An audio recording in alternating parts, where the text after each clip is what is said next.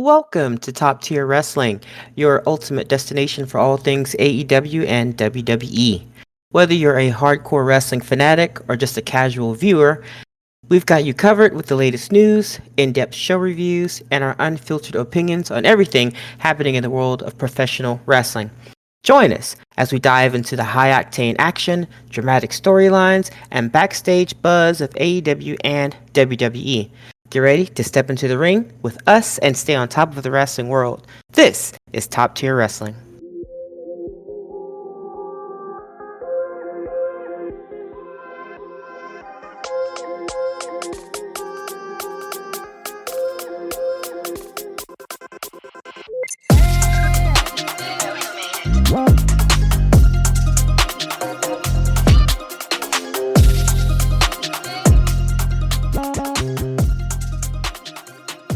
Welcome to the Top Tier Wrestling Podcast. I am your host, Donston Theory.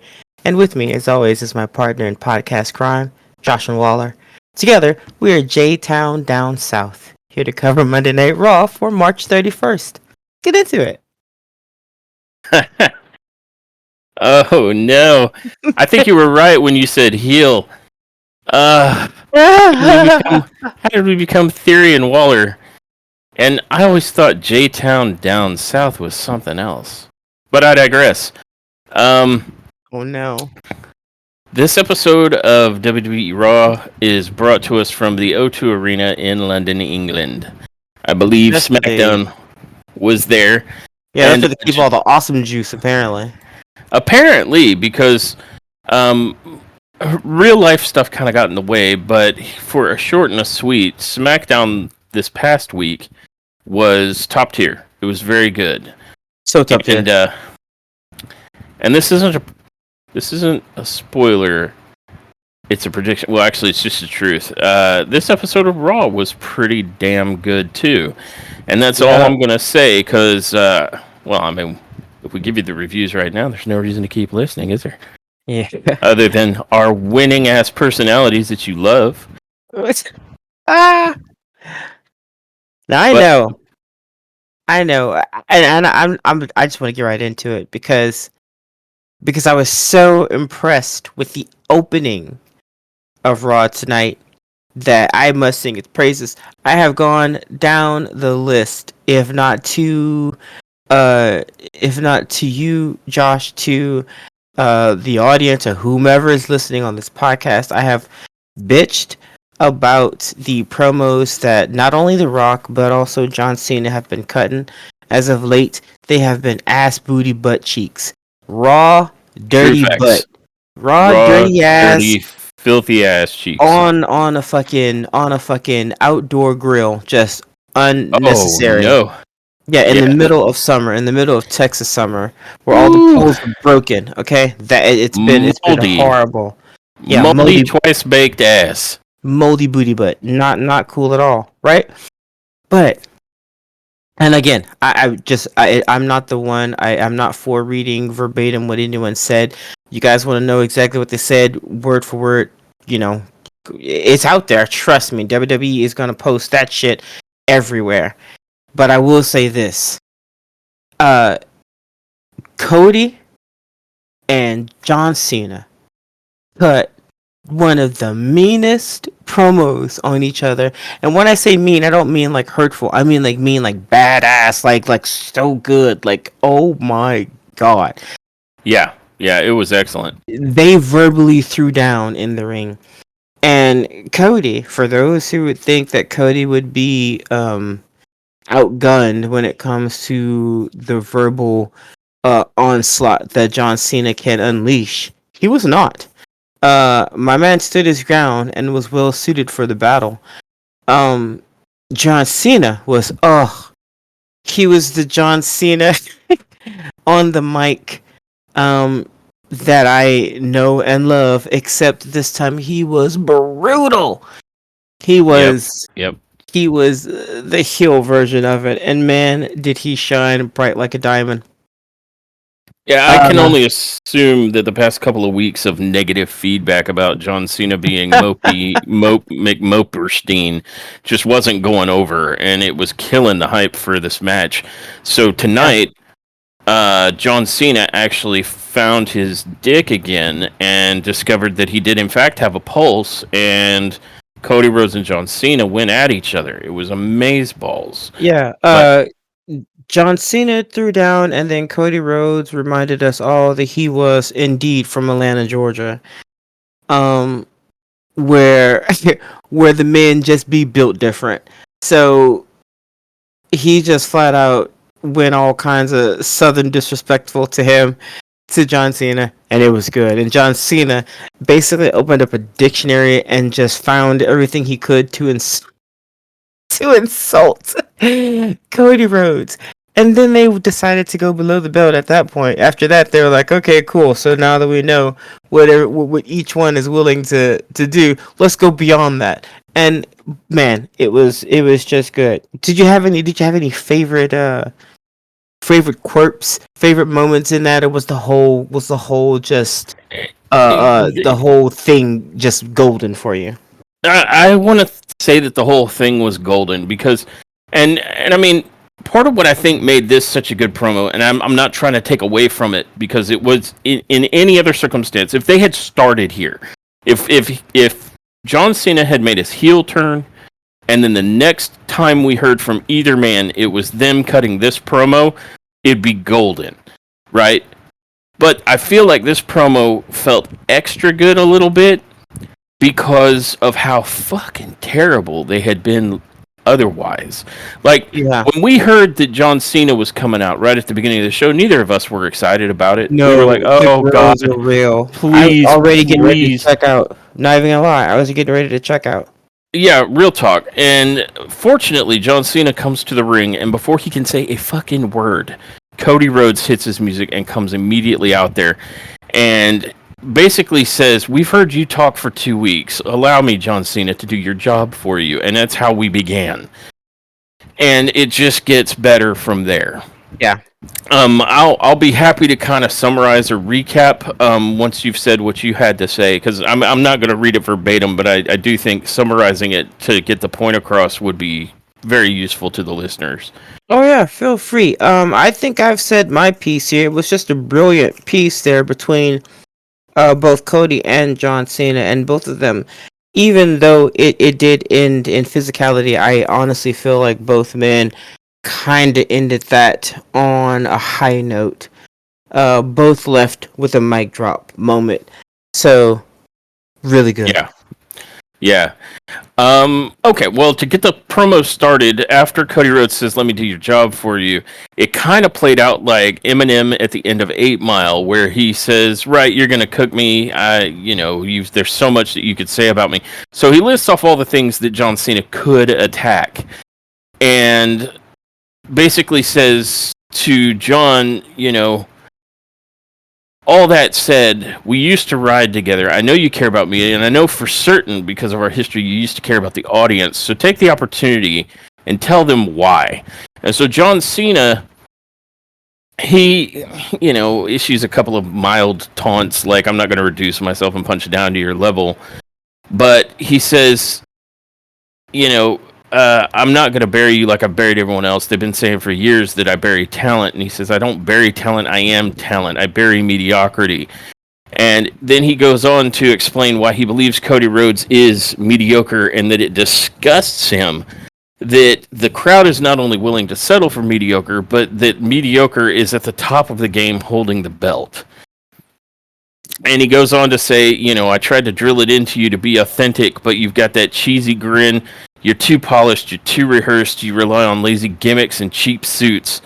And I felt like that was pretty good, because you and I have both kind of noticed, like, occasionally they'll cut to like Cody coming to the ring, like from the back, and it looks like he's practicing the smile he's going to wear out there. You know what I mean? Yeah. So the criticism of Cody like being too polished and looking a little bit like a politician, or like he's taking acting classes.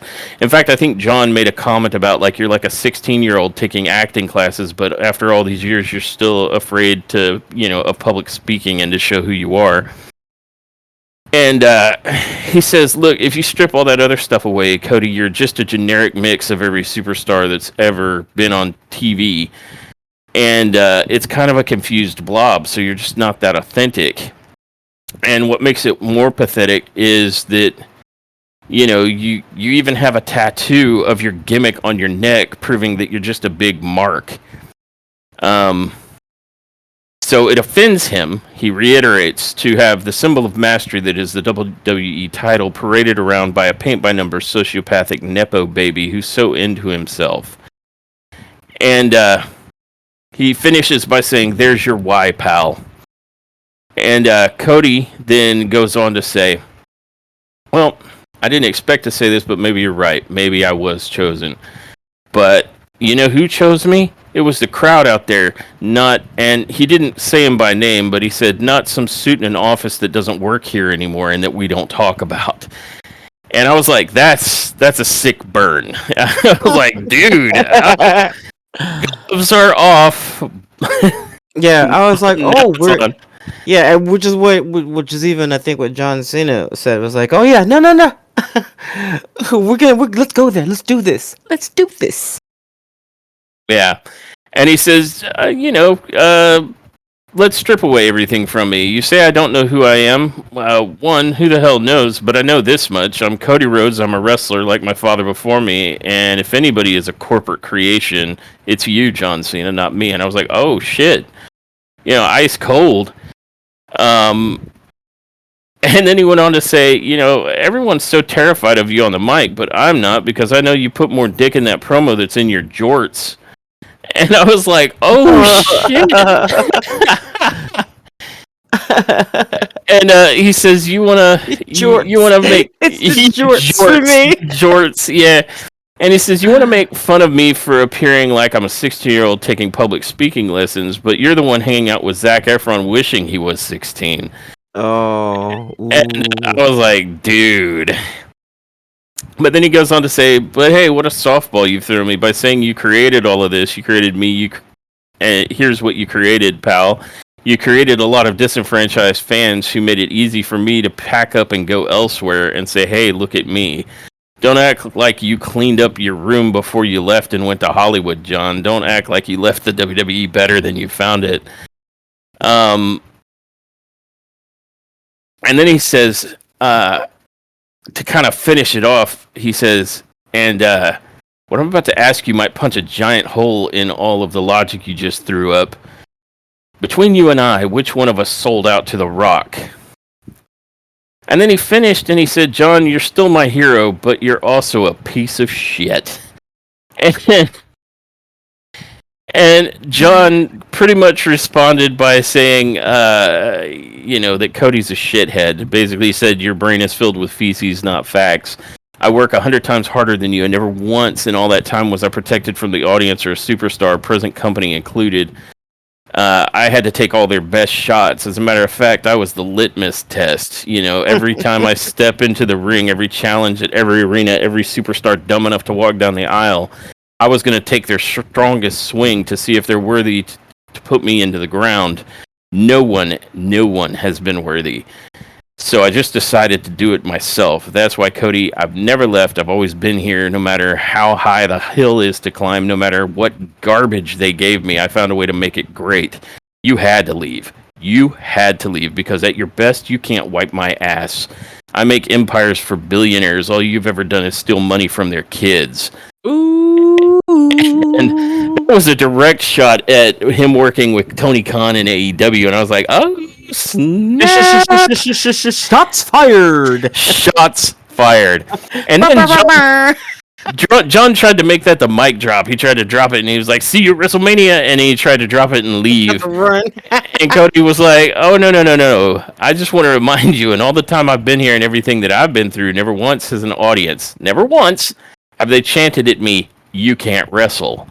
And that seemed to get under John's skin, and he steps back into the ring and looks like he's ready to fight. But of course, because he's John Cena, the dick heel, he acts like he's going to walk away, but then he thinks he's going to sucker punch Cody, and Cody ducks it, puts him into the crossroads, and drills him into the ground. So we end the segment with Cody Rhodes stepping out over In the wind, in the show, flatlines John Cena.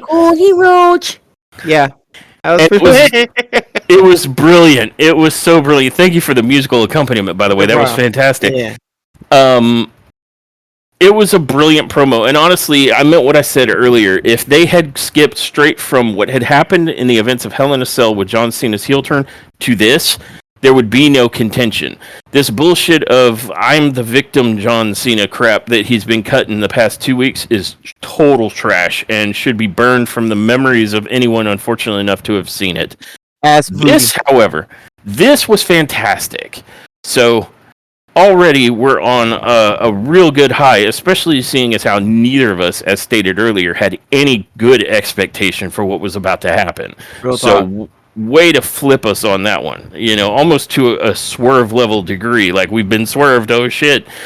Because we finally got Cody and Cena actually punching at each other instead of, like, this super limp-dicked, whiny ass Cena. No, fuck that. Get out of here with that bullshit. And it looks like they've listened and they've decided might be the better way to go. You think? So I think, and for John Cena to turn his vitriol to make it, to turn it towards Cody, to make it make sense.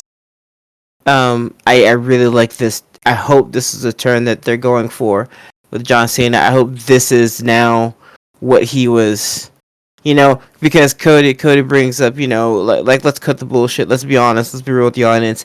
You do give a shit about what they think and how they feel about you. So why this? What is this? And I feel like he just came out and admitted that this was actually what he was pissed off about. So if that's the case, and he's leaning more towards this, and the fact that he doesn't think that Cody Rhodes is a worthy champion, then okay, that's a much better turn, or a much better storyline, and I'm here for it. Yeah, I agree. And Cena actually putting some fight up is much more interesting than whatever that crap was before.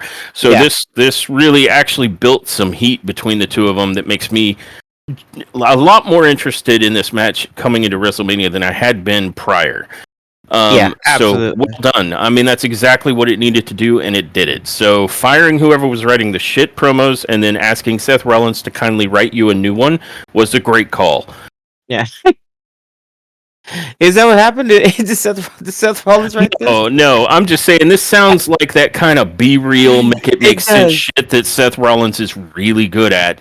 Okay, and so, if someone writes for Seth Rollins, then maybe they loaned him out. But I mean, but I'm saying, that's my way of complimenting the shit out of this promo.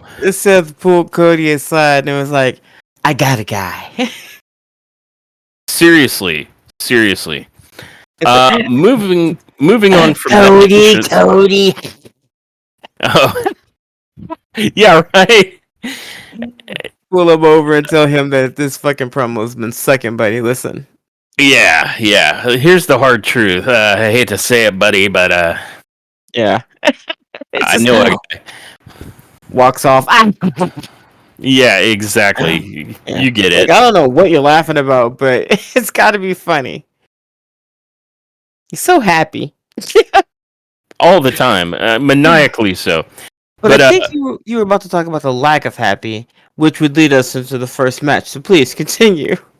Well, first I wanted to mention that there's a video package of the conflict between Io, Rhea, and Bianca that they play, because that's going to be the main event for Raw this evening, is the match between Rhea Ripley, or rather the rematch between Rhea Ripley and Io Sky that Rhea was owed, but Bianca Belair is going to be the special guest ref. And boy howdy, if that sounds volatile, wait till we get to covering how that match goes.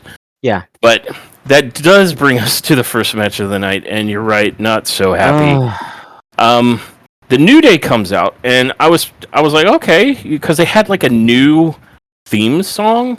like a new theme song? Because I think they had one between what they have now and their Yeah, old one. I thought But so. this is Yeah, like a new theme song that we hadn't heard before, and it was a little bit darker and a little bit harder. And I thought, okay, all right, New Day, I see this repackage you're doing. it was a bangerang. And so I was like, okay, well, who are they going against? Because this is where Adam Pearce had told the New Day, who was demanding on the previous Raw, that they have a tag championship match at WrestleMania. And Pearce had basically said, well, why don't you go actually earn it and win a match, then come see me? So this is that match. And in accordance with that, Adam Pearce actually came out to more or less say as much and introduce their opponents, which is the New Catch Republic. So essentially, it's Pete Dunne and a returning Tyler Bate. And that really kind of killed my dick for this match because I'm not at all a fan of Tyler Bate or Pete Dunne. But what were your thoughts? Oh, it was garbage. I don't like the New Catch Republic. I'm so sorry. What do they call him? The big strong boy or whatever, Tyler Bate. Yeah. I don't like his shtick. There's something about him that rubs me the wrong way. I don't know what it is, so I'm not gonna put anything on that dude. But I'm just saying, there's something about him. I can't stand him, man. I can't. So all my boners, all of them, all 12 of them, just fell to the ground. Wait. Whenever he came out, don't question it. Whenever he came out to the ring, I was like, oh, burp, burp. That's the sound of like boner 10, just dead. So there you go. And this match was just okay. I think the best part about it was that the New Catch Republic didn't win. And I know that sounds petty, but what do you expect from a heel? I was happy that the New Day won the match, but there was nothing about the match that stood out other than I was displeased that the New Catch Republic was in it. That's it. Yeah, I agree. It felt mediocre to me. Yeah, mid. It opened up with Pete Dunne taking a very long amount of time to do basically a neck whip, an exaggerated one, and then to tag in Pete Dunne, who then did an arm twisty thing with his little finger fiddly crap. And then there was just some back and forth junk that sort of happened. I think there was an airplane spin. I remember that more as trauma than I do as a high spot. And then it very quickly was then ended when the New Day sort of one-upped. I think Tyler Bate was trying to come over the top rope from the apron, and he got pulled off, I want to say, by Kofi, and that allowed Woods to grab Dunn and kind of hit him with a backbreaker near the corner, and Kofi came down with, what do they call it, Daybreak? And that gets them the victory. And we were like, hooray, it's over. Now maybe the New Day can wrestle like a team that we don't hate. I hope. And on their way out, Kathy Kelly rushes up to them and asks the New Day, since you were demanding a title shot at WrestleMania, do you think this victory, helps with that case? And they were like, damn right, we were demanding one. Are you deaf? And it's like, okay, I guess just, forget Kathy Kelly, screw her. Then the War Raiders immediately come out. And they sort of have a face-off on the entrance ramp with the New Day. So it's looking maybe like Mania could end up being the New Day versus the War Raiders? I guess New Day just wants to get, destroyed on the biggest stage of them all. Well, potentially. I mean, there's still, what did they say, 19 nights between here and there. So. And so depending on how quickly the New Day wants to lose against the War Raiders, it might not be them. Yeah, I don't know when the match would happen between the New Day and the War Raiders. I don't even know if that's a big enough match for them to put on the WrestleMania ticket. But, and I don't mean no offense, but because there's just so many storylines and so many big names that really need their spot. So I don't know. Maybe they will. But and if they do, they're gonna have to liven that up just a tad bit more. But whenever New Day has their match with the War Raiders, I think that they will not win. I don't see New Day winning unless maybe they cheat. And I mean that's got to be a cheat. Like they find a way to hit one of them in the head with something heavy that the ref doesn't see. That kind of cheat, you know.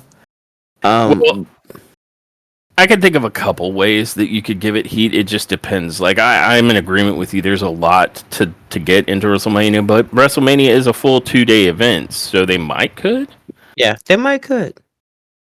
I have And if they do, they're gonna have to make it. They're gonna have to put something to this or add something to this because right now there's not any heat between the two teams, and I don't see a way for the New Day to give us a convincing match between War Raiders. I've seen Creed Brothers go with the War Raiders, and I mean they go all in.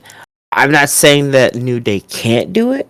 I'm just saying I'm gonna have to see it, and I'm gonna have to have something else other than what's happened so far. You know what I mean? A Yeah, little bit more heat. We got time. We got time. we do. Mind if I It do? only takes one good night. We saw what happened when we get one good promo cut between two superstars. All of a sudden, all bad promos go out the window, and we're like, okay, we're in. Yeah, exactly. With the right maneuver, I think they could build heat. Mind if I do some Yeah. fantasy booking real quick? Go for it.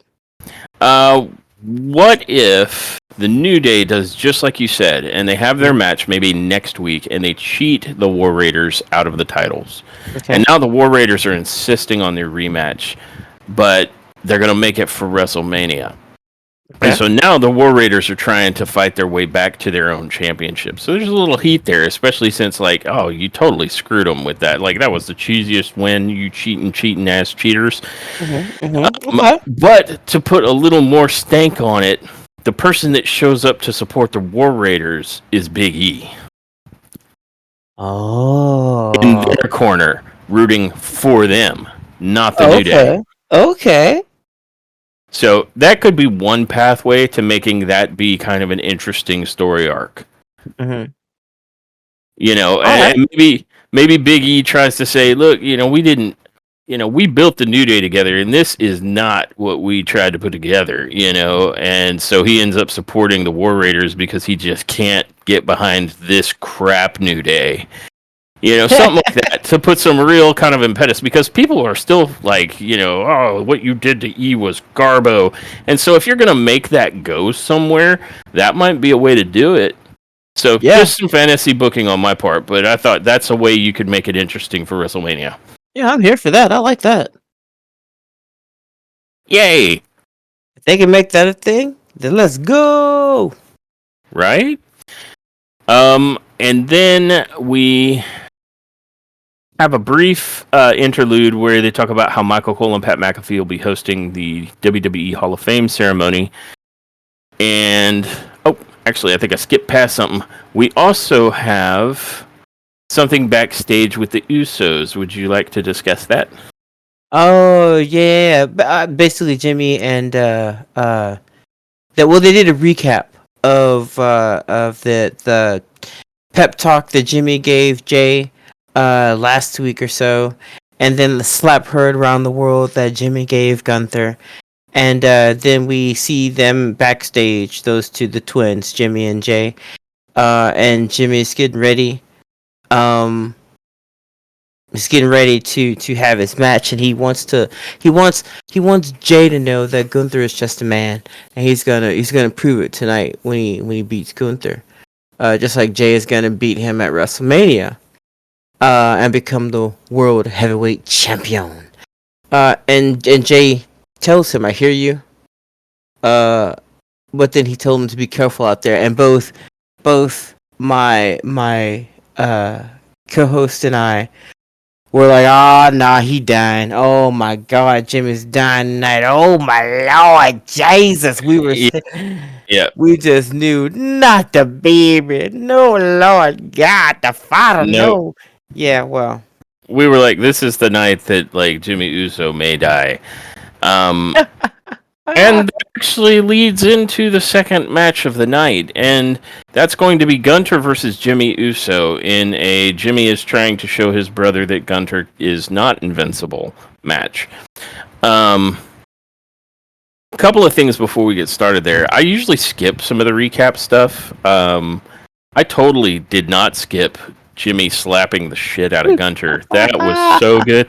I could watch that back on a loop and probably not find it unfunny until I've watched it 1,000 times. Yeah. That was amazing. And I think after 1,000 times, you might still get a chuckle or a sigh of satisfaction from me. Oh, yeah, yeah. The second thing I would like to say is that the way this match plays out, all credit to you, my lovely co-hostess, for calling this, like, precisely. And Now, to that end, would you like to speak to this match? oh, would I ever? To the millions and millions of people who listen to us. To the millions and millions of top-tier fans. You guys know. Didn't I freaking call it? Didn't I freaking call it? I says to yous. What did I says to yous? I says to yous, to all yous. Jimmy's gonna go out there and get obliterated by Gunther. And oh my sweet baby yams, did he get obliterated by Gunther? Listen, and it was at first both me and Josh were like, well, that wasn't as brutal as I thought it was gonna be. It wasn't so bad. Right, that was the events of the match. Yeah. However, But then that was stage 1. But then stage 2 involved him beating up, like leaving and then coming back and getting Jimmy and Jay from behind. And I mean, listen, I'll tell you about the match. Jimmy threw up. He showed a little fire towards the middle of the match, and then from then on, it was Obliteration City. So that's the match. So now here, okay, you guys know. So now we're past that. We're here now after the match. Jay is trying to get his brother out of the ring. He's walking down the about to go down the ramp with Jay, and Gunther catches them from behind. And then he just starts stage 2 is him whipping Jay and and Jimmy's ass. And then stage 3 is him zip tying Jay's hands, one of his hands to the ropes of the ring, while he continues to beat the snot out of Jimmy out on the apron. And then stage 4 is Jimmy being like he comes into the ring. This is after he got hit in the face with the belt, with the championship belt by Gunther, by the way. So now Jay's trying to get into the ring, and I'm sorry, Jimmy's trying to get into the ring, and Jay's like, nope, don't want you in the ring, but he's trying to get in, and so Gunther's like, oh, I'll help him. So Gunther brings him into the ring and continues to just obliterate Jimmy in front of Jay, and like Jay is like screaming like, I'm gonna kill you. Like he was making all kinds of threats, and the commentators were saying things like, you can see you can see Jay's face. He's crushed. He's like, he's given up all hope, blah, blah. And I'm like, I just didn't see that. It maybe that's the story he'll come back with when he gets on mic, but that's not what I saw or what I heard from him. I think, and maybe I'm wrong, but I think he is going to obliterate Gunther. I think he's very upset now. And I don't think there's going to be any logic to, and I don't know what Gunther was planning here. I think maybe he was trying to crush his spirit by destroying his brother, but he would have done better destroying Jay. Because that's just not, I don't know if you guys have anybody that you give a shit about.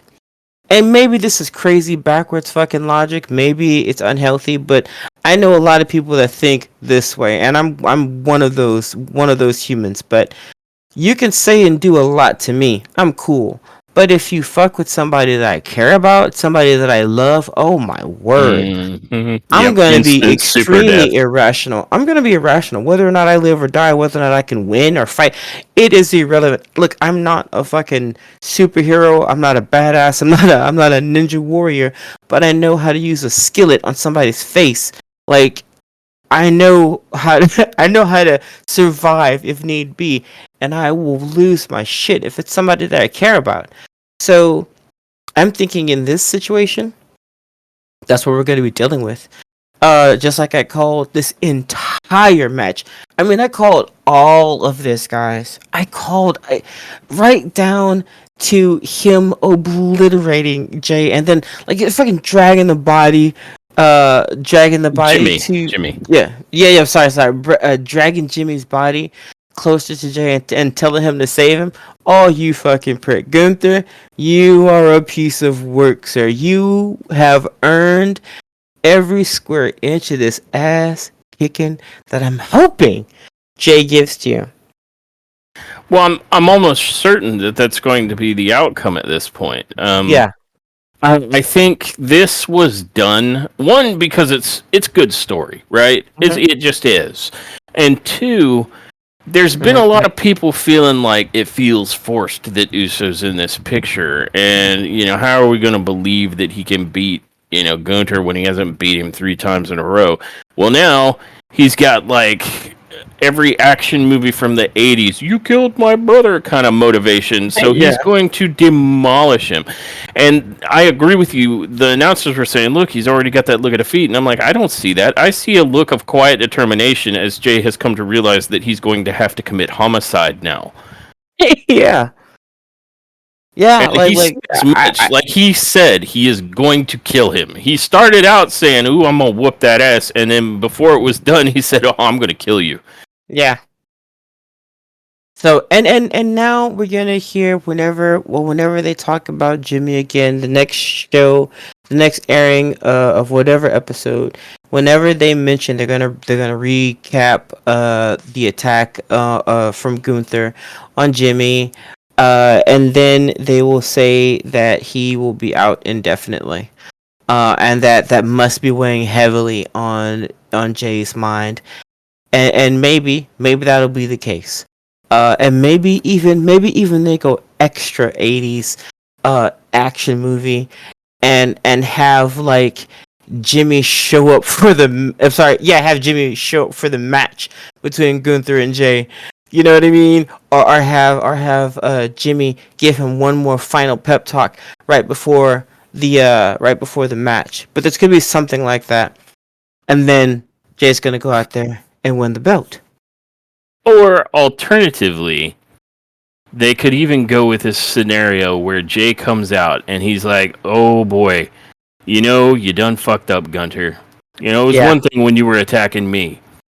At the time, it was working. Had me full of self-doubt. Now I have nothing but determination to not just get the title off you, but to send you to the hospital and possibly the morgue, motherfucker." And then while he's trying to cut that promo, there'll be something on the Titantron, and it'll be Jimmy laying in a hospital bed, and then the camera will pan over, and it'll be Gunter sitting there, and he'll be like, "Hey, Jay." Oh my god! Yeah. I felt a little bad about what I did to Jimmy, so I came to visit. And oh my god! Yes. He's all like right next to him, and Jimmy can't do anything, and he's like, "You see, Jay, when you threaten to kill someone, you got to do it like a professional. You have to actually be a psychopath. Someone who shows up at a hospital room to finish what they started." And then you ham on Jimmy, and you hear like the beep of the machine, and it's all like bleep, bleep, bleep, boo. And Jay is like, flipping out.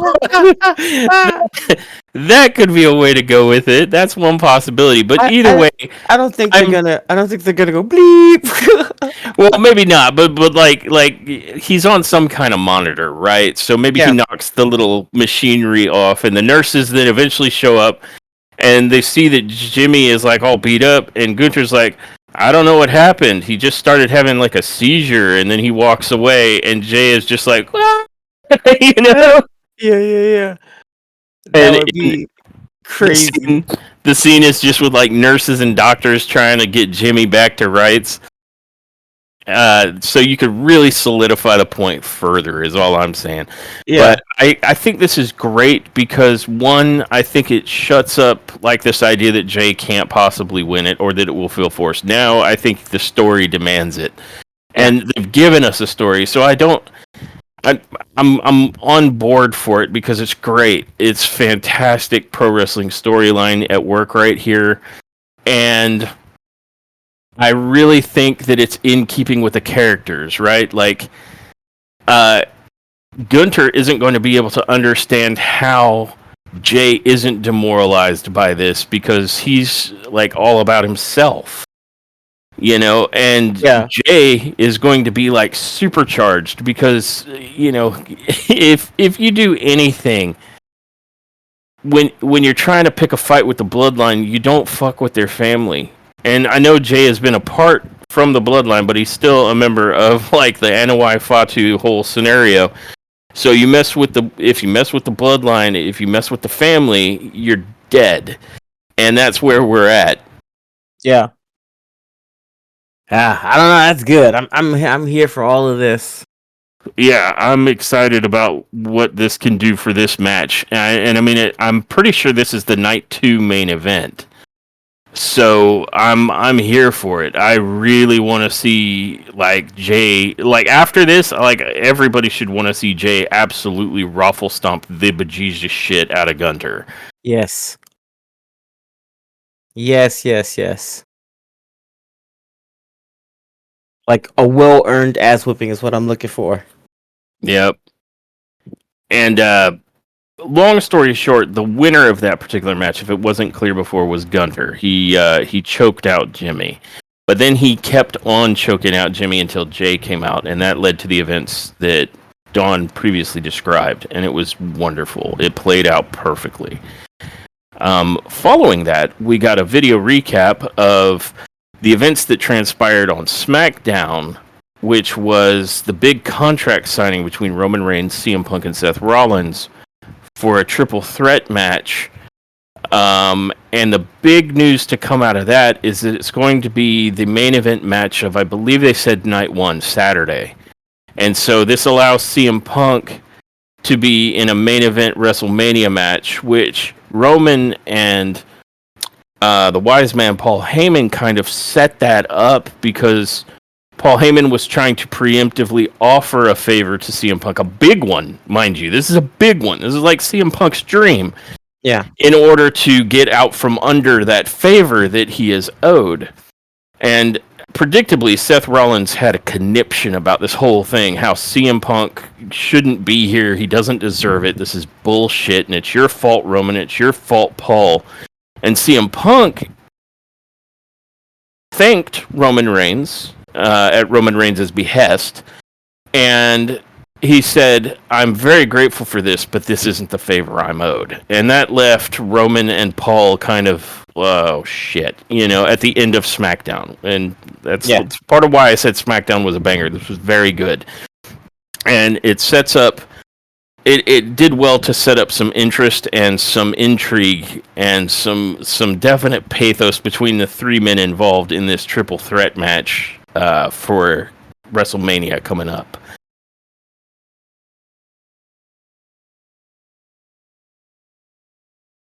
And then following from that, we are taken to the Judgment Day Clubhouse, which always just is somewhere backstage these days. So, Yeah. Would you like to speak to what transpired? Sure. Yeah, I would. So Liv Morgan is backstage, and she's glad to see that Dominic Mysterio and Finn Balor are in good spirits.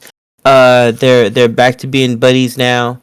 I think Finn made the point that brothers always fight like cats and dogs. But they always make up. And now that the funny business about adding a new member is behind them, they can focus on what's important, and that's bringing gold back to the clubhouse. And it starts tonight, he says, with the Judgment Day putting down Braun Breaker and Penta. Um, and he's just basically looking forward to bringing the IC title to the clubhouse. He also made a point to point out that how many times can you say a point?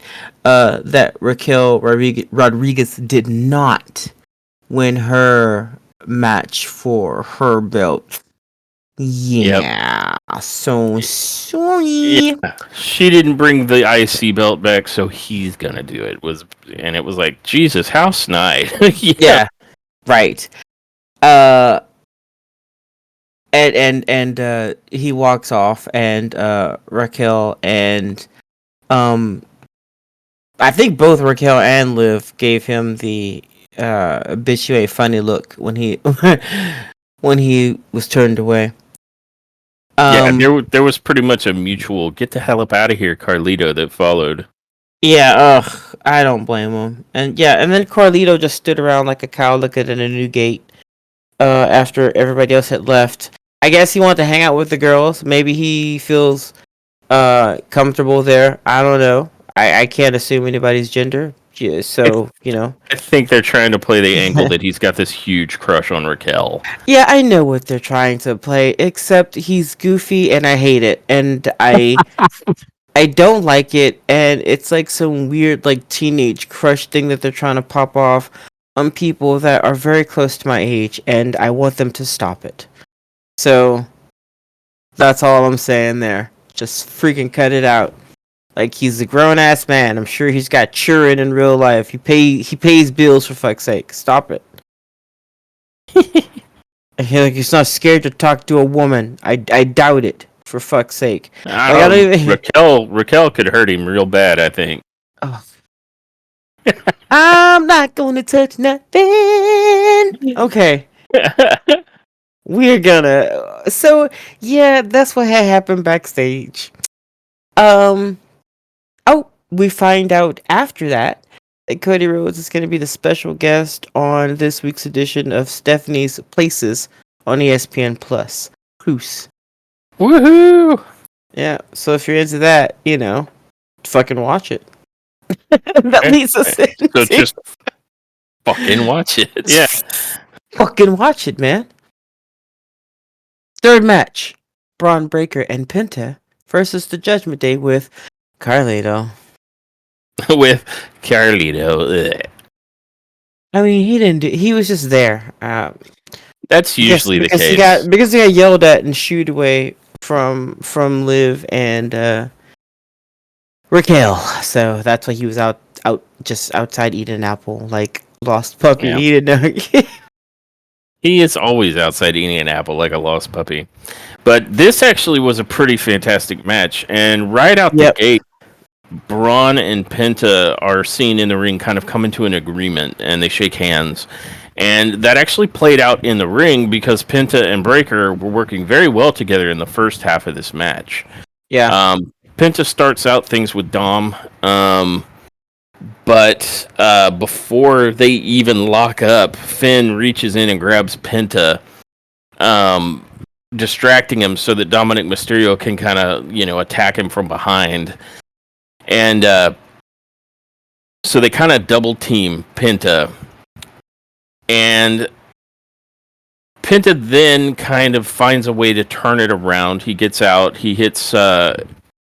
he ducks a clothesline from Mysterio and then hits a Hurricane Rana. And then he manages to tag in Breaker. And Breaker just enters the ring and drops Mysterio like he should. And from there, Breaker is pretty much beating the hell life out of Dominic Mysterio for the next, good portion of the match. Not the hell life? The hell life. Oh, and, no. The next big sequence, Breaker ends up tagging out to Penta, and Penta hits a running enziguri, sweeps the legs out from under Baylor, and then, ultimately ends up, after Breaker ends up clotheslining Mysterio over the top rope, Penta lands a massive suicide dive. I want to say, unless I'm misremembering, he lands... Didn't he land it on both of them? Weren't both Finn and Mysterio out there? I want to say he did. It looked good. Yeah. But then we are given a commercial break, one of a zillion billion. Um, and when we come back, Judgment Day somehow regained control of the match, and it's a mystery to everyone because the commercial break. Yeah. Um, and so you have Mysterio in the ring, and he ends up tagging in Baylor, and I want to say he's in the ring with Penta because I don't remember any point at which Mysterio was beating the crap out of Braun. Yeah, because that's a fantasy world. And then I want to say Baylor quickly tags back out to Mysterio, and Mysterio, I want to say, does the like all over the apron senton splash, and then he goes for the three amigos. But I think before he hit the third, Penta reverses and lands back on his feet. And at some point during this particular three amigos, somebody said, "Oh, that's the move Mysterio stole from Stolen Eddie move, they Guerrero." said. I'm so glad you brought that up. I'm so Yeah. because stolen move from Dominic Mysterio. Are you guys outside of your minds? Yeah, I found it baffling. Like, I know that he's dirty dumb and that part of his character is that he's a rat, but we have seen literally a bazillion different wrestlers across different promotions all doing the Three Amigos or the Frog Splash in homage to Eddie Guerrero. Yeah. The absolute last human being, safe for maybe Chavo Guerrero, who you could ever accuse of stealing that move, is a guy who legitimately could have called Eddie Guerrero his uncle. Mysterio inherited that fucking move. He hasn't stole shit. Everybody else who's doing it did. Yeah, So I'm we so both sorry. were like, Mysterio has, I mean, he could steal a lot. You could even say it's in his character to do so, but he did not take a thing from Eddie Guerrero. It was all inherited. If anybody has a claim to anything Eddie Guerrero did that is legitimate, it's probably anyone with the last name Mysterio or Guerrero. Yeah. Yeah, I'm sorry. Actual facts. Because I mean that I didn't. I didn't even know initially what to say to that. At first, I listened, I heard it, and it didn't sink in. It took me a second, and then I was like, "The fuck are they talking about? He stole that move." Yeah, with all the people that are doing the Three Amigos or a Frog Splash in all of wrestling, the last person that I would say stole that move from Eddie Guerrero is the guy that Eddie would have probably taught it to directly. Yeah. Yeah, that's he probably he probably did at some point. Like, get out of here. Get out of here, guys. Come on. That's not a stolen move. Not from Dominic Mysterio. And whether or not you like him or not, that's cool, but that's not what we're talking about, is it? We're talking about whether or not he stole that freaking move from Eddie Guerrero. And if you think he did, come on. That's ridiculous. Yeah, That's it was ridiculous. it was so at odds with reality as we know it that it stood out. Like I mean, I get it. You know, remember Mysterio did time, so and Eddie was all about that lying, cheating, and stealing. So I get that it's kind of in the character, but like if he didn't, he could steal everything else, and I would believe it. But you say he stole something from Uncle Eddie, and I just don't buy it, man. He was given that. He was bequeathed that shit. He is the only one of the 10 billion people doing those moves that could probably make that claim legitimately. So it really kind of stuck out like a sore thumb for me.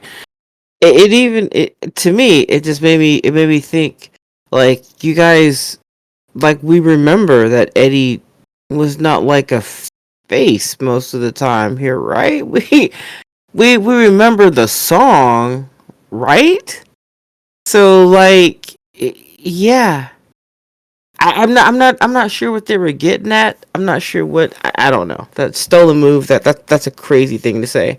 I think that's crazy work when it comes to Mysterio. Like if Rey Mysterio was in the ring, Dominic Mysterio, like you said, Chavo.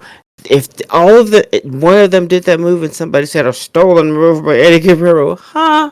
That's crazy talk. I know I'm beating a dead horse, but that's crazy talk. No, I fully agree. Like if Eddie Guerrero were alive right now today, which would be awesome, I'm sure a lot of people would be very happy about that outcome. But if he were, and he happened to be at ringside, and Dominic Mysterio did that move, he would never say, "Hey, you stole my move." But if anybody else did, he'd be like, "Hey, you stole my move." So Yeah.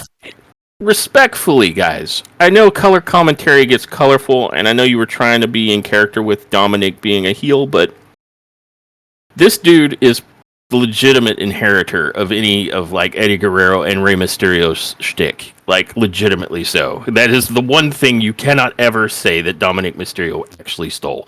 He didn't. He is Yeah. the guy who has every right to do those maneuvers. So like I said, it really stuck out like a sore thumb. I usually don't get caught up on stuff like that, but it clashed with fucking reality a little too hard for even me in that moment. I was like, dude, seriously, like, Yeah.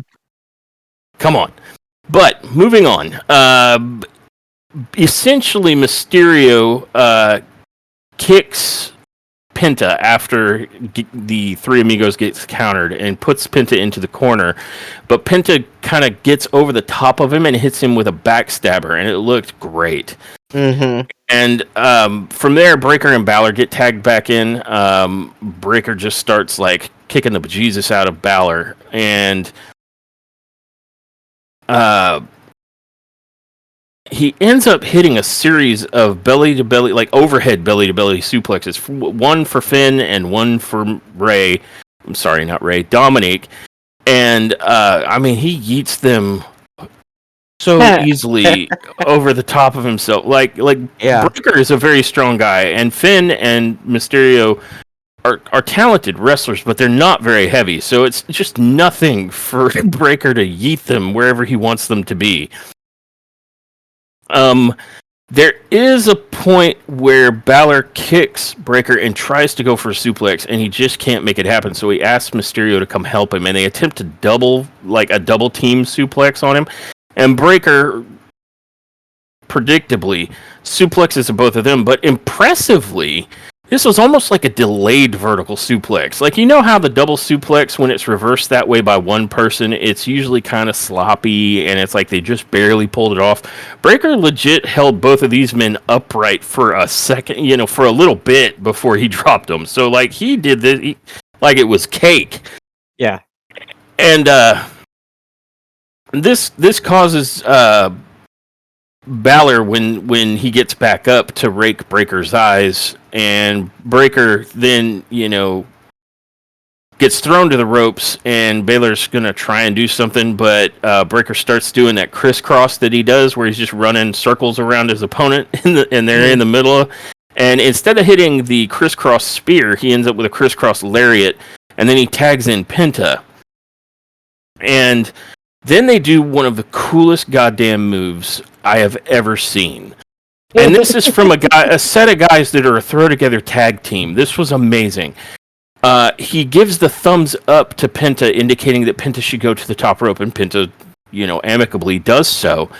And Breaker then puts, I think it was Balor, right? Yeah, he puts Balor up on his shoulders, but facing towards the center of the ring. So Balor has his back to Penta, and Penta does the reverse sling blade, but like Doomsday style. Yeah. And this move looked outstanding.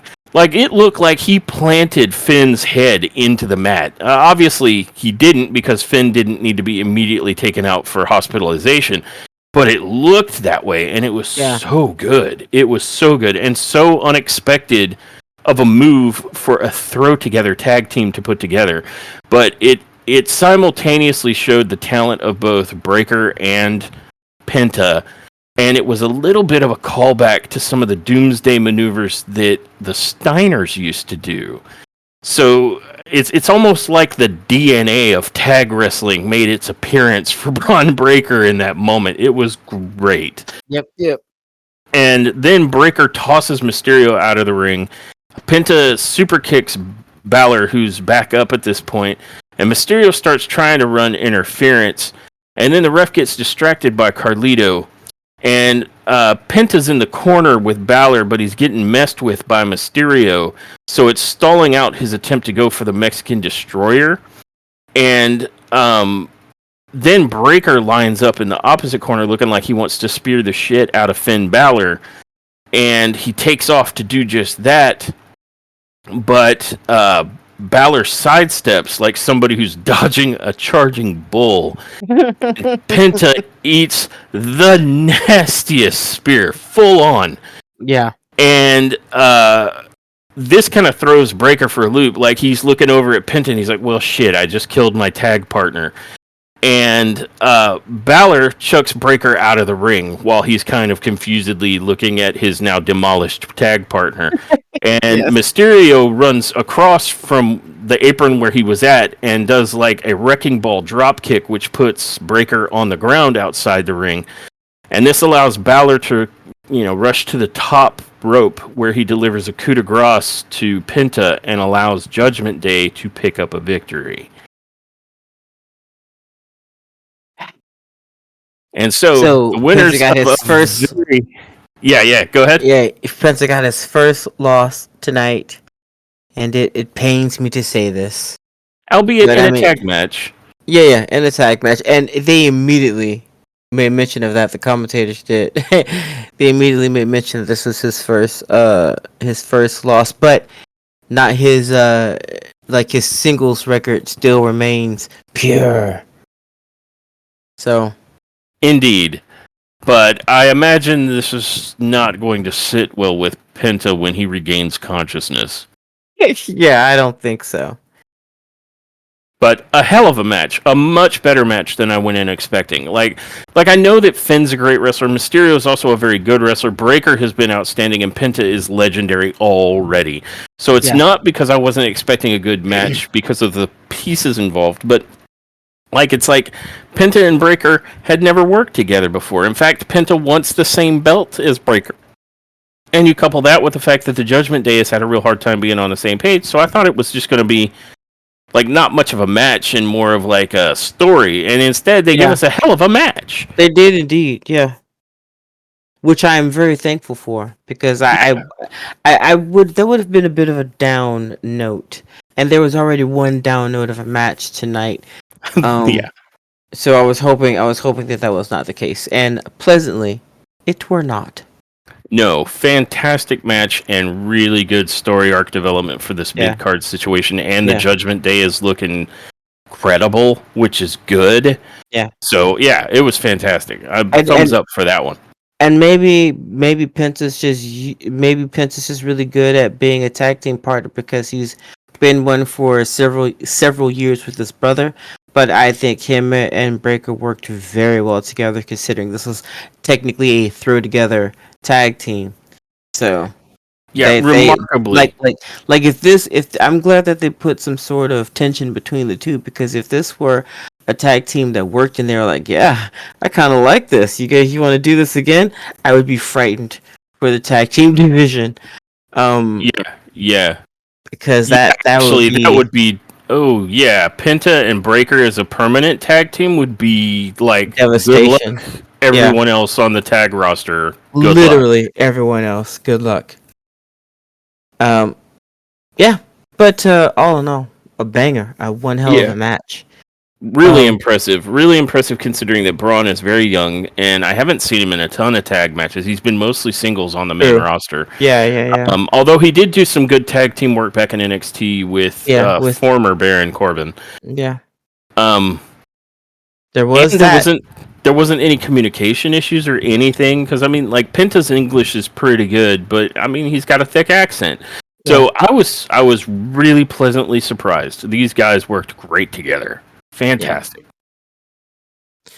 This bangering of a match was followed up by a backstage little scene with Chad Gable and Adam Pearce, and we come into the conversation having Chad Gable singing the praises of one El Grande Americano. And, Adam is just rolling his eyes while Chad's talking about him and singing his praises.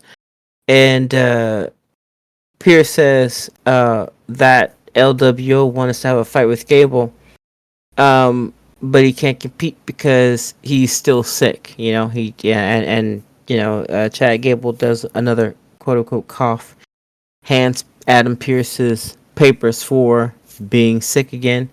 And Adam Pierce is like, that's a bummer because it's going to be in your home. It's going to be in Minnesota. And um, he really, Minnesota. Minnesota. Minnesota. What's wrong with? Okay. Anyway, Chad really, he's like, well, maybe I'll be fine by then. And Adam's like, nah, bruh, we gotta respect that paper right there. No go. And he said we'll have El Grande Americano. We'll have him do it. And Chad was not very happy about that. He turns around and Otis and Tozawa and Maxine Dupree is there. You guys remember that? Essentially the Alpha Academy. They're there, and Chad says something about not liking them, or they're pathetic or disgusting or whatever. Then he walks off, and Maxine wants to talk to Adam Pierce about her future and basically the Alpha Academy's future. And for once, Adam Pierce wasn't screaming at a woman. I mean, I don't blame him. I wouldn't scream at Maxine Dupree either. No, and maybe he'd already kind of gotten that out of his system dealing with Chad Gable. Yeah, maybe. So yeah, and that was just a really funny little interaction between Chad Gable and Adam Pierce with this whole El Grande Americano business. Yeah, this is a funny angle that they've got going on, and it's hilarious to me. I'm here for it, and I look forward to the second match of El Grande Americano. Yeah, for sure. After that, we get an answer to whether or not Penta is pissed. He regained consciousness and was very upset at Braun Breaker. So they get into a shoving match where Penta is saying some very unpleasant things to Mr. Breaker in Spanish. I think he anointed Breaker with his new Lucha Libre name. If Breaker is a luchador, he's going to be called El Stupido. El pinche cabrón. Yeah. Yeah, that'll be his new name. So yeah, we know that he's upset, and we'll see where that leads us in the very near future. Indeed. That leads us into an AJ Styles and Logan Paul segmente. And I'm just gonna be honest with you guys. I've been talking a lot. I'm just gonna get what I have to say about this little segment out of the way, and then I'll hand it over to the real voice of the channel. So here's what I have to say. I still have no I don't care. There's no heat here. I feel like this is a match to give AJ Styles and Logan Paul something to do. I'm not even sure what Logan Paul's angle is against AJ Styles, but I do know that he's rich and everyone else is poor. I also know, but Logan's so humble. Yes, I also know that he's a very humble man, and he's rich and everybody else is poor. I know those things to be I guess fact. So there's that. And I don't know, maybe they can make some kind of heat pop off on this match, but just right now for me, there is none, and I just don't see. I haven't really felt any heat, real heat, from any competitor that Logan Paul has come against. I think the closest was Ricochet. I think for me the closest was Roman Reigns.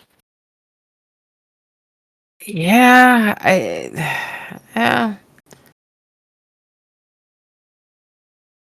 you see, even then, there was never a point in my head where I went, oh yeah, he's totally gonna win this. So I guess that has to be that is what I'm factoring into a portion of my real heat comment. Uh, I think maybe that's what I'm because when I think about the match between or the situation between him and Roman, I see him talking a lot of noise and Roman slapping him back into his high chair. So Yep. Although he did give Roman a hell of a match. yeah, but I mean he gives everybody that he's in the ring with a hell of a match. There's just no heat there. For Yeah. me. For me. Well, I don't disagree because I think it's very difficult. I know Logan said he's more of a full time star now, but he still feels like a part time star now.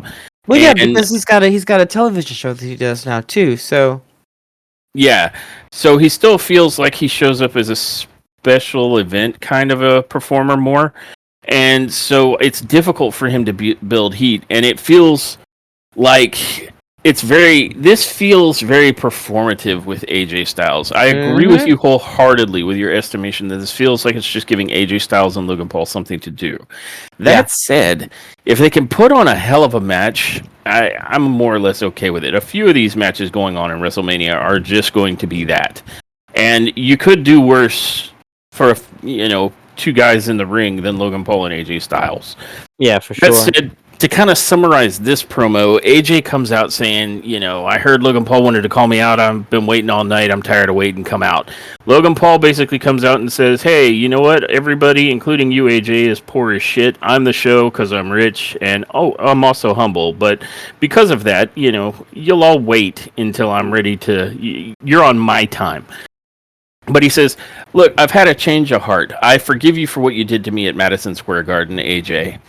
And AJ says, okay, you know what? I feel you. Both of them, mentioned that they are girl dads. That's part of why Logan had his change of heart. So AJ says, I got a daughter too. So you know what? I forgive you too. Well, this confuses Logan, like much of life. And he says, what do you forgive me for? And he says, well, hear me out. I forgive you, Logan, for being the biggest douchebag that's ever stepped foot in a WWE ring. And he goes on to try and offer a bit of advice to Logan about how talent he has, but it'll only get you so far. What are you going to do with it? And Logan says, well, I'm not going to take advice from someone that I wouldn't want to trade places with. And AJ goes on to say, oh, that's a nice little saying. There's another one. Don't let your poodle dog mouth write... or, yeah, don't let your bulldog mouth write chicks your poodle dog ass can't keep, or something along those lines. And Logan's like, is that a threat? And AJ's like, we're in the middle of a Raw ring. What do you think? And they go back and forth a bit from there. But long story short, Styles gets attacked by Logan after Logan says long-windedly that he doesn't fight for free and points at the WrestleMania sign.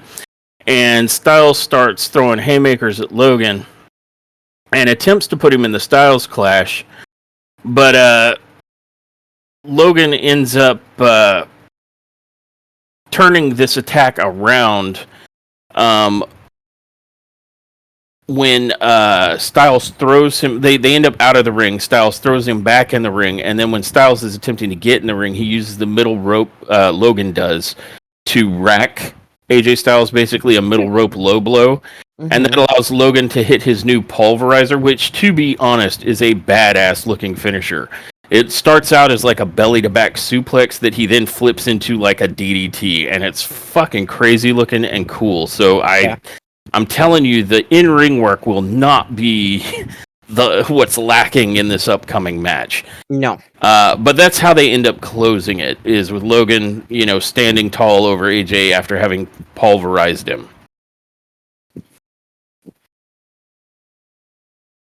And then we are told that next week on Raw, Lyra Valkyria will put her Women's Intercontinental Championship on the line against Bayley. I believe she said, it's nice to know that Bayley has my back, but I also know that she wants my title belt, and I need to prove that, I'm the one that deserves to keep it around my waist. So she's looking forward to this match with Bayley.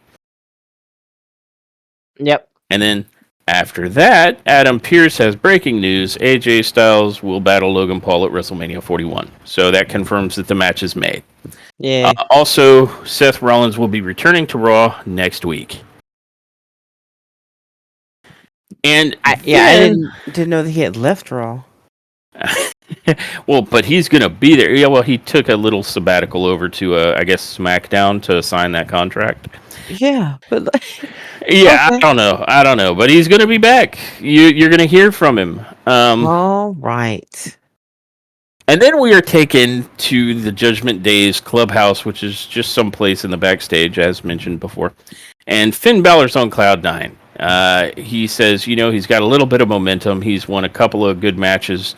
And he just pinned Penta in the middle of the ring, 1, 2, 3. So he's going to run and go talk to Adam Pearce about getting another shot at the Intercontinental Championship. And then Liv mentions to Dom that Finn wants to piggyback off of Dominic's success. Basically, he didn't do that alone. Dominic was part of that. And so she says she's going to go talk to Pearce after he's done talking to Finn. So what was it that you said to me about women? Devil woman. Devil woman? Devil. Look, you guys have no idea the power that women possess with the way they say things, how they say things, the stuff they plant into the heads of other people. Dangerous. You could see the danger signs all over. David and Goliath. No, not wrong. No, what is it? Deborah. No, what is her name? Samson and Delilah. Samson and Delilah. That's it, David and Goliath. Well, you cued me into Samson and Delilah because I think you said Golilah. Golilah.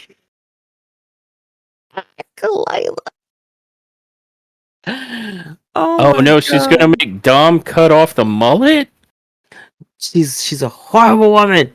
No, honestly, in all seriousness, you can see as serious as you can be about kayfabe wrestle business, but in all seriousness, manipulative, and just like you see it, she's doing what so many women have done in television, movies, sitcoms, whatever. Just I saw the little horns come up the second Finn turned around. What did she say? Did you hear what he said? He said me, not we, or something like that. I'm like, oh yeah, no. Yeah. Basically, what she just did was when your man is about to leave for work or whatever, and he turns around and he says, "Love you," and he walks out the door, and you hear, "Love you." He didn't say, "I love you," which means he fucking hates me. That's. Oh God. Well, it's funny that in the previous segment, AJ made a reference to, your mouth writing checks that your ass can't keep, because Liv is the mouth that's writing checks that Dominic's ass can't keep. She is more ambitious than he is capable. Yep. And also evil. But I mean, we've called her that. She's a gremlin. She's a little gremlin troll girl. She is. But that, speaking of evil women, brings us to our fourth match of the night, which is the main event, the rematch between Io Sky and Rhea Ripley for the WWE Women's World Championship, with Bianca Belair as the special guest referee. Yet another match that I called before we got into it. I didn't do it on the podcast, unfortunately, but you asked me how I thought it was going to go down, and pretty much what I said is what we got. Please, you can say I didn't mean it to steal the thunder there, but I was just making note that my heel powers are greatly advanced. Are strong. They are. And all I was saying is that before we even watched this match, I think you made a comment about this feels so unprofessional. So unprofessional. And I just wanted you to speak to that. Well, in any other situation, this is not something that they would do. This is a competitive sport that we're talking about. and you're gonna have one of the people that has a vested interest in how this match plays out. You're gonna have them the referee. This is more. If we're gonna go kayfabe, then I'm gonna cut a kayfabe promo here and say that this is more horrible management by one Adam Pierce. This dude does not know what the fuck he's doing. You don't have somebody that comes to you and says, I've never been a referee before. I don't know the first thing about being a referee. And then tell them, well, I guess you gotta learn. It's a match that's happening less than a week away at that point. You rock. Are you literally, you seriously telling somebody, okay, cool.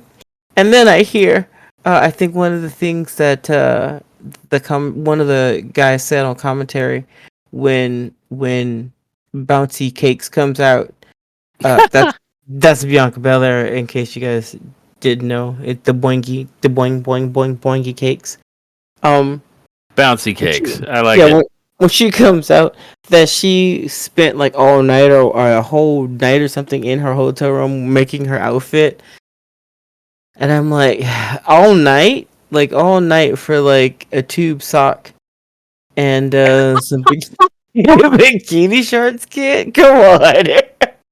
It took you all night to cut 3 inches of cloth? What happened? Yeah, because this was the most revealing referee outfit that I think is in the history of referee outfits. I'm like, she spent all night on that to basically make her leotards some Daisy Dukes. And, like, what did she do? Did she sew in the stripes? Like, what the fuck you mean she spent all night? What are you talking about? So apparently she was in her hotel room sweating and toiling away at two sheets of tissue paper that she was gonna put on later that day or later that week or some shit. Um, but when I heard that, I was like, oh boy, okay. And then they mentioned that she spent all day and she's coming out in literally uh two tube socks and some shoes, and I'm like, oh no, this is gonna be interesting. And surely enough, it was that.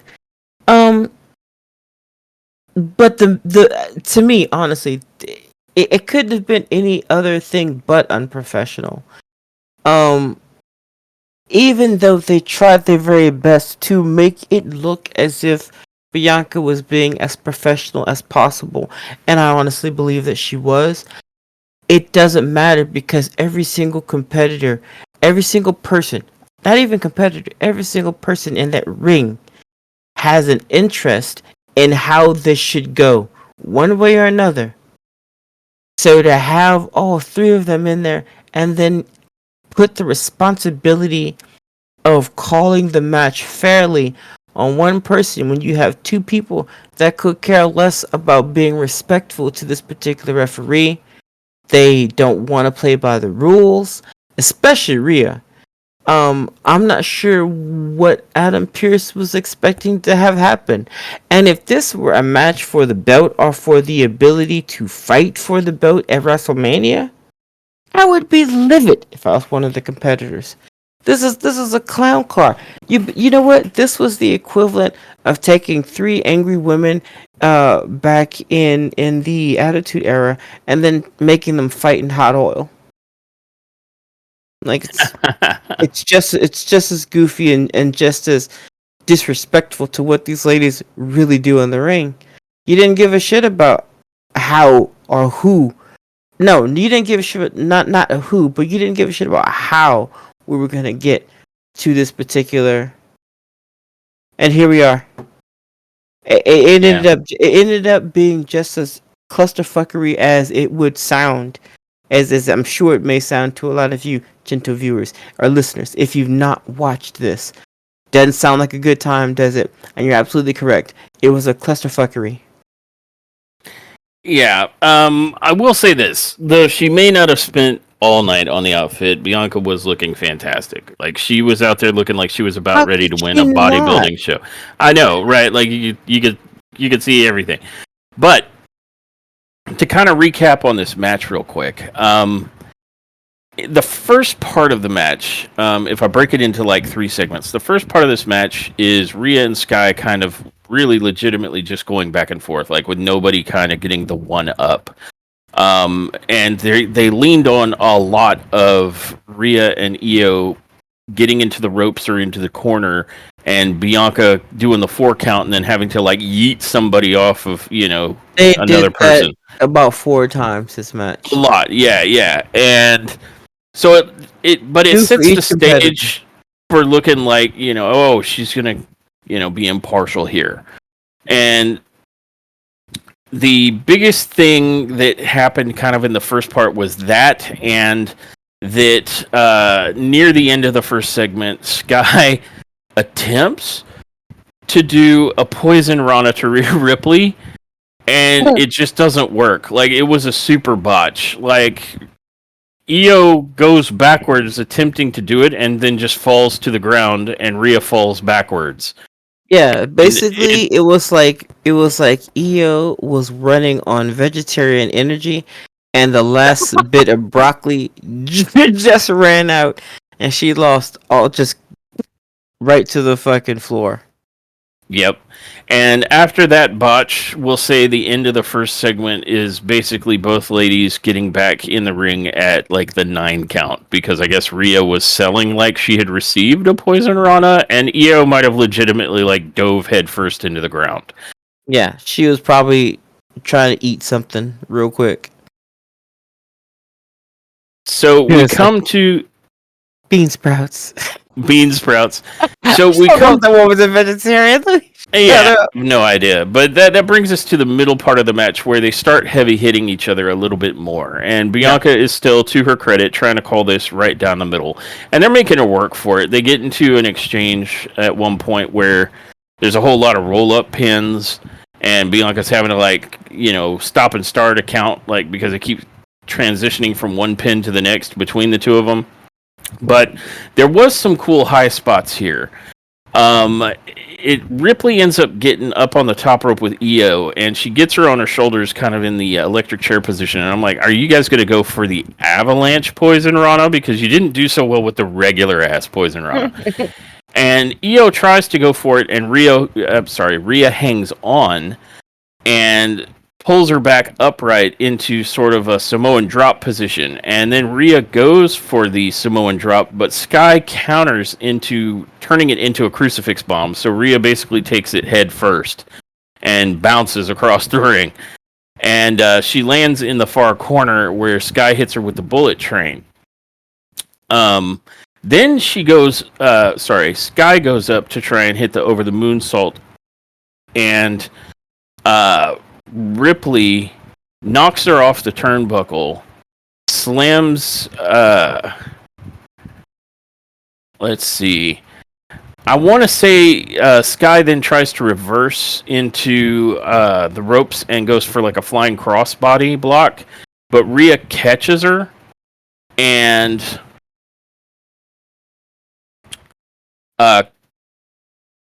No. I'm sorry. I got a little lost in what I was recalling here. Guy, I want to say, gets pushed off of the top turnbuckle by Rhea, but it's only to the apron.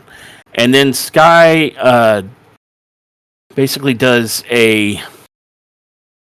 what's it called when they just pull someone's head and neck down over the top rope?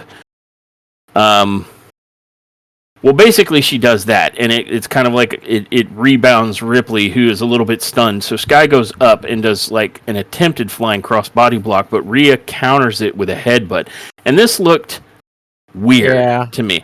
It looked like Rhea might have actually like bent her head forward in a very weird way. Like none of them appeared injured, but the headbutt looked a little bizarre. But nonetheless, you end up with Sky kind of on the mat, and Rhea goes for a pin, only gets a 2 count. And then Rhea tries to go for the Riptide, and Sky counters. And she tries to counter into a DDT, as she's done in the past, but Rhea denies it by just powering through. And then she sets her up, and it's a very lengthy kind of like, maneuvering of Sky. She doesn't go for a vertical suplex, but instead puts her over her shoulder like if she were going to go for a power slam. But then she flips her so that Io is face up instead of face down on her shoulder. And that sets her up in the Razor's Edge position. And Ripley hits her with the Razor's Edge, borrowing that from not just Scott Hall, but from Damian Priest. And God help me, that was amazing. I did not expect to see a Razor's Edge, and Ripley hit Io with one, and it looked great. And then after the Razor's Edge, the way Io ended up landing, she wound up kind of like upright but on her knees. And so Ripley comes in with like a running knee strike and then goes for the pin and only gets a 2 count. And this, because of, how heavy that move was, Ripley is like not believing that it wasn't a 3 count. And I thought she was going to get in Bianca's face about it. But she didn't. She just kind of was like in disbelief. And so she gets back up and attempts to go for the Riptide. But this time Sky, goes for a roll up and gets a 2 count. And then it looks like after Rhea kicks out, it looks like she's going to try and go for a big German suplex. But they end up back on, like each woman ends up back on their feet. And there's a standing switch. Ripley decks Sky with a back elbow, and then this sort of pushes Io Sky into Bianca, who was watching kind of almost in direct line with where Io got knocked back by the elbow. And so, of course, then Rhea goes in for a giant pump kick type move, and Io ducks out of the way. And this means that, of course, Rhea kicks the fucking shit out of Bianca and sends her out of the ring onto the floor. And so now that the ref is outside on the floor, of course Rhea Ripley is able to hit like a nuclear riptide on Io Sky, and she goes for the pin because somehow she just was unaware that she had just kicked Bianca Belair out of the ring. But I digress. She goes for the pin, and the London crowd is able to count to like 10. And then Rhea looks around like, where's the damn ref? And so she goes over and she's like, from in the ring, she's bickering at Belair, who's just now gaining, back to her feet. And she says, you have one job, get in here and count the count. And so, of course, Bianca finally makes her way back in there and Ripley goes for the pin. But at this point, Io's able to kick out at 2. And, this causes Ripley to continue to bicker with Belair. But then once she tangles back up with Io, they end up in kind of a ground and pound. And I want to say Bianca is doing the count and Ripley's not responding, so she bodies Ripley off of Io. And almost reactionarily, Ripley slaps Belair in the face, which I thought, okay, that's it. It's the DQ. But Belair was still, trying to play along and let this match play out. And then Sky, while they're kind of bickering, because I think there was a point where Rhea was getting in Belair's face, and Belair's like, don't touch me. And then, like, Sky comes, I want to say, off of the top rope, but like the middle rope. Like the middle of the ropes, not the corner. And is throwing a missile dropkick. Well, Rhea gets out of the way, and Sky drills Bianca Belair with the missile dropkick. And then Rhea Ripley then attacks Io Sky from behind. It's at this point that Belair has had enough, and she just disqualifies everybody from the match. And so it ends in a double DQ. Well, nobody is happy about that. And Rhea immediately gets outside where Belair is and gets in her face and starts to brawl with her. And then Io Sky does like a springboard move, flying out and hitting both of them. And then Sky rolls Ripley back into the ring, and she starts, ground and pounding Ripley. Well, Belair jumps immediately back into the ring and gets onto Io Sky with a huge forearm, and then, Bianca's like beating the crap out of Io. And Ripley goes over and picks up Bianca and headbutts her. And then she proceeds to riptide the ever-loving shit out of Bianca Belair. Like a great riptide. And Belair's just Yeah. like, brrr.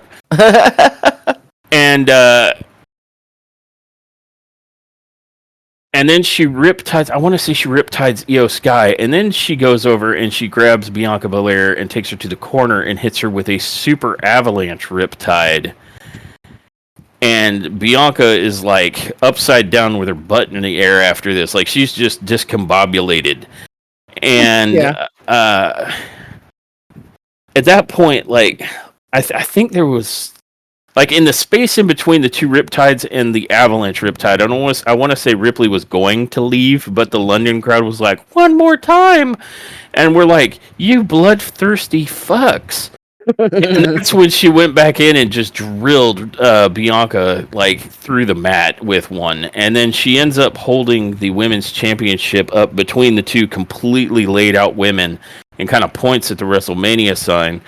And I gotta admit, I think even the announcer said, you know, Rhea Ripley's the one standing in the ring over these two women, and isn't even going to WrestleMania, you know, and it's like it's very clear that Ripley has dominated the number one contender and the champion here. So you know that's going to raise questions about like Rhea Ripley continued involvement in the way this women's world championship match plays out. Exactly how, I'm not sure yet. But that's how SmackDown ends and goes off the air. Indeed. But I have to admit, I am curious what they're intending to do. I think you and I talked about it a little bit, and we were like, is this going to lead to another like triple threat? Because we have a few of those going into WrestleMania now. Yeah. I hope it doesn't, but I kind of feel like all roads are leading us to just that. And I think we already have 2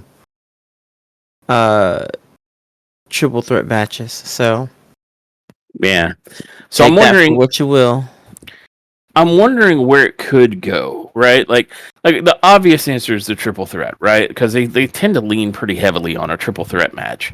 But if they don't go that route, is it just going to be Rhea Ripley interfering in this match and costing maybe Bianca Belair, and then Bianca and her have like a blood feud, like just over rage? Yeah.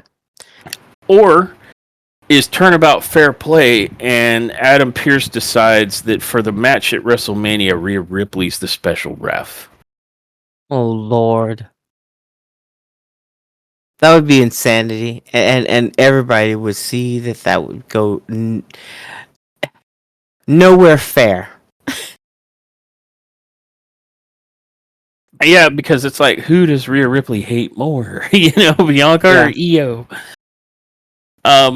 But I think it's one of those possible 3 directions. So it's either going to be Rhea Ripley interferes, it's going to be Rhea Ripley is the special ref, or it's going to be Rhea Ripley is in a triple threat. So I guess we'll see. Yeah.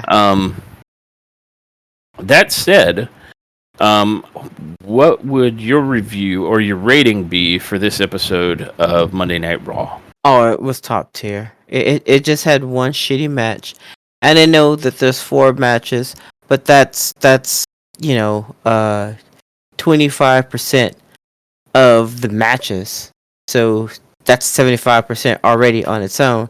With the promos that were cut, you can add 50, 100. It doesn't matter. It was a great show. I had no complaints except for seeing Tyler Bates' face. Other than that, stellar. 8.5. I mean, it was a banger. The promo that John Cena and Cody Rhodes cut saved that feud for me. Possibly, because I mean, we still have 19 days before WrestleMania. There are plenty of ways for them to go burp with that whole thing. But as it stands right now, they created some heat, and I'm interested in it. And the match, just I've said it. I said it already. Top tier, definitely. I'm done. Well, I'm going to have to agree with you completely. there was only one match that I didn't especially like, and it's not because the match was especially bad. It's because I'm just super not a fan of New Catch Republic, and I'm only slightly interested in whatever the New Day is doing. So that was a low interest match for me, but it wasn't. I couldn't objectively say it was a bad match. I would Right. say I just didn't like it.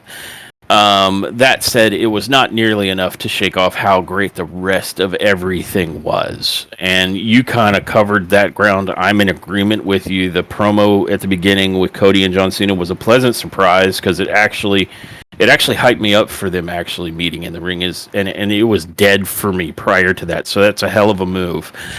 And then the rest of the matches were fantastic. I'm very interested in what ends up happening with Io, Rhea, and Bianca. I didn't think it was terrible, the little situation. I know they're trying to build heat for it, and they may not have done so yet, but they didn't not do what they were supposed to do with Logan Paul and AJ Styles. I think that's another one where it depends on how interested in AJ Styles and Logan Paul you are. Yeah. Everything else was very, very good, and I was super pleasantly surprised by the third match. Braun Breaker and Penta in the Judgment Day was probably match of the night.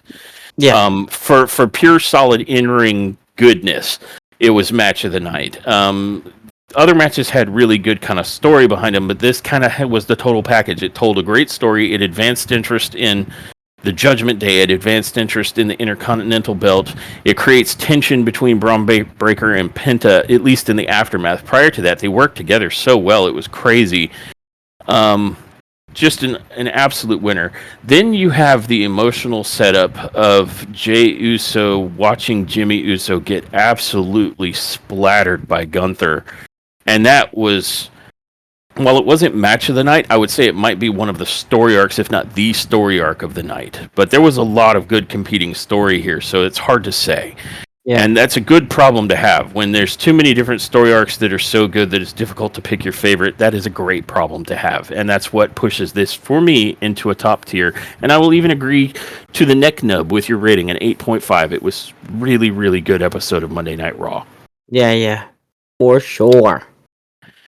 That said, this has been our coverage of Monday Night Raw for March 31st. And I would like to thank everyone who has listened to this episode. And I would invite you and hope that you join us for our next episode. Until then, I don't think there's much for me to do but roll the outro. Bye, guys. Thanks for tuning in to this episode of Top Tier Wrestling. We hope you enjoyed our deep dive into the latest AEW and WWE news and shows. Don't forget to subscribe to our podcast so you never miss an episode. Follow us on social media for updates and to join the conversation. Until next time, everyone, remember, wrestling is always better when it's top tier.